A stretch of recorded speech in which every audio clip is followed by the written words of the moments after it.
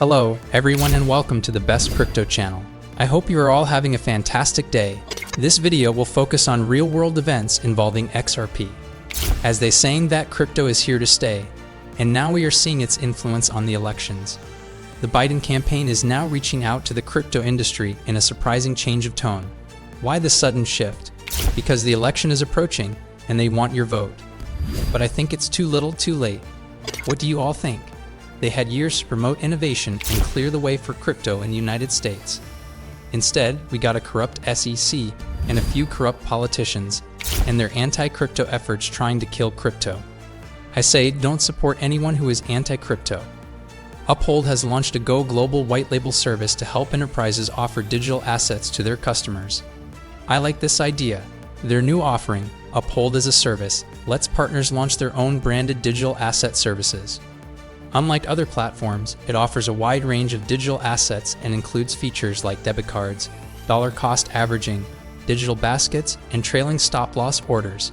Going forward, partners will have exclusive access to new crypto neobanking features. Using Uphold's suite of APIs, partners can fully integrate and quickly deploy this service to their existing customers. In my opinion, financial planners are the ones who will be using this service. They will help their clients get into crypto through platforms like this. I am curious to see how popular this becomes in the next few months. A lot of people have been asking me to discuss this topic. This comes from D. Coleman. Hey Rich, check out this information about CBDC. This is a big win for us. Emmer's flagship CBDC Anti-Surveillance State Act has passed the House of Representatives, but it still needs to pass the Senate. I think we are moving towards a different path. CBDC versus stable coins. Listen to this.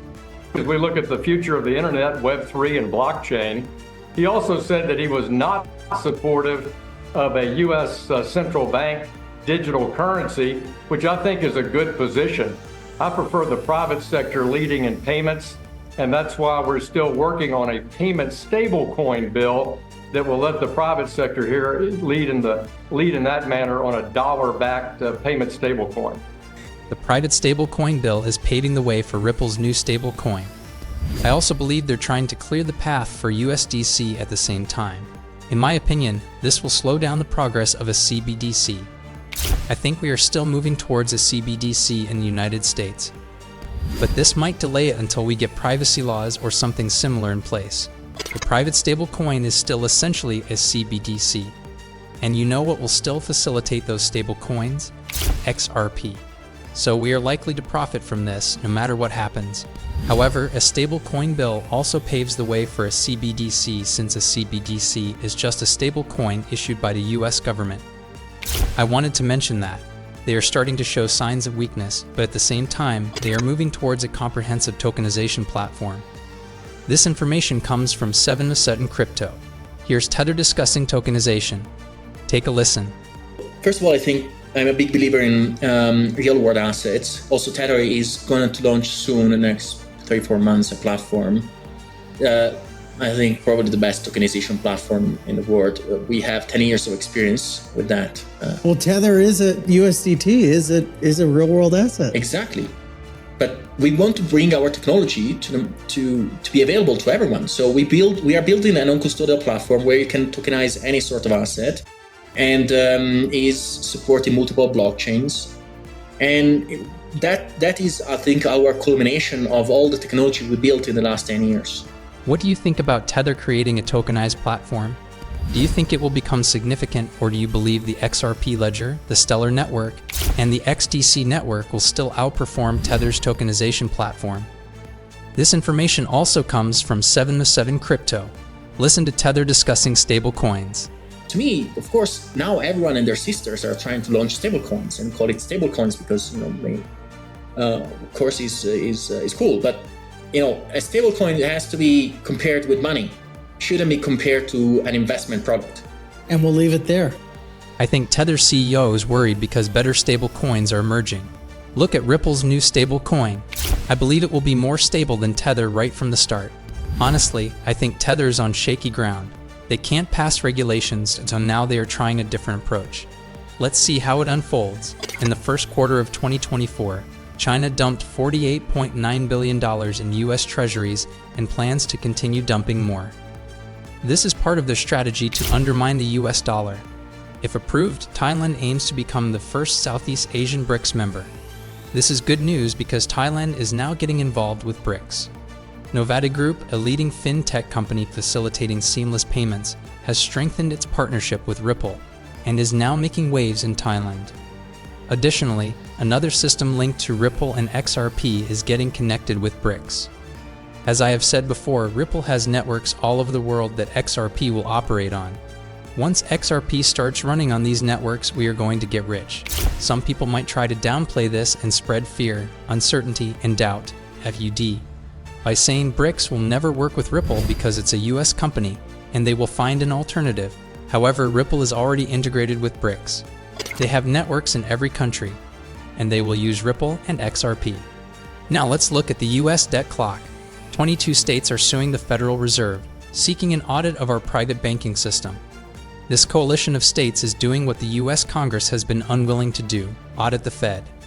This movement is gaining traction and more people are talking about it. I think this is happening now for a reason. We might see the end of the Fed and the rise of the US Treasury. I'm still anticipating the US Treasury dollar set for 2025, and I'm curious to see what it will look like. Michael Bloomberg says there is enormous potential demand for carbon credits. Many business leaders recognize that the costs of inaction are enormous. ENV Blockchain and Hedera Guardian Service are leading innovators in this space. Ripple is also leaning towards carbon credits. We are going to see carbon credits emerge, which I view as another tax on us, but we know it's coming. People often think these things are years or even decades away, but they are happening right now in real time. Do you realize the extent of growth happening behind the scenes? We are getting announcements, but imagine what is being developed that we don't even know about yet. In my opinion, we are in the fourth industrial revolution. There are no signs of slowing down, and the digital age is here. The good news is that as XRP holders, we are invested in the right way. The UN advocates financial inclusion in the Philippines through digital ID and biometric updates. This aligns with my earlier points. Once you are involved with the CBDC, you will have a biometric ID, a digital ID, and eventually, a social credit score. We are likely to see digital IDs before Universal Basic Income, UBI. Some people think this is years away, but it's already being tested in some states in the US and in other countries.